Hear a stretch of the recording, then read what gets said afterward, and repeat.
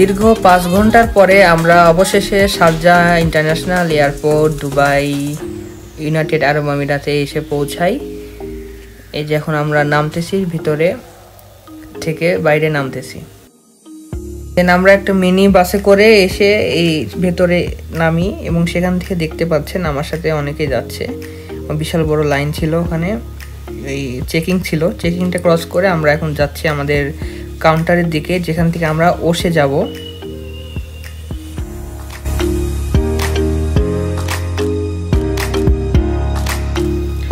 আমাদের সাথে উজবেকিস্তানের অনেক হজযাত্রী ছিল, তারা আমাদের সাথে এই ওস এয়ারপোর্ট পর্যন্ত যাবে, তো আমিও তাদের সাথে যাই। এখানে সবাই যে ভাষায় কথা বলছে আমি কাদের ভাষায় কিছু বুঝছি না, তো যাই হোক, এই তো তাদের সাথে আমি 3 ঘন্টার মতো জার্নি ছিল আমার। জার্নি শেষে আমি অবশেষে নামি হলো ওস ইন্টারন্যাশনাল এয়ারপোর্টে।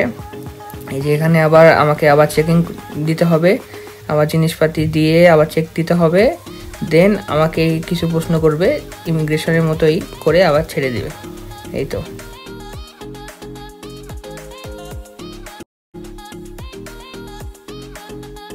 আমাকে রিসিভ করার জন্য আলী ভাইয়া এসেছিল এবং আলী ভাইয়া আমার লাগেজ টাগেজ নিয়ে যাচ্ছে এবং আমি এখান থেকে আবার আমাকে 2-2.5 ঘন্টা জার্নি করে যেতে হবে আমার ঠিকানায় জালালাবাদে। আমার সেখানে বয়েজ হোস্টেলে আমি উঠবো।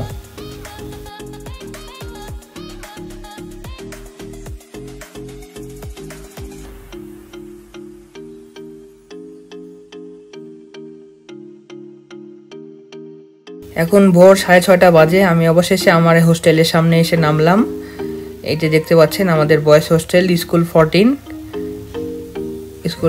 এই যে ভেতরে এটা নামাজ পড়ানো হয় এখানে। এই যে হোস্টেল আমাদের মোট 4টা বিল্ডিং হোস্টেলের, এই 14 স্কুলের। তো এই ছিল আমার জার্নি। ধন্যবাদ সবাইকে ভিডিওটি দেখার জন্য।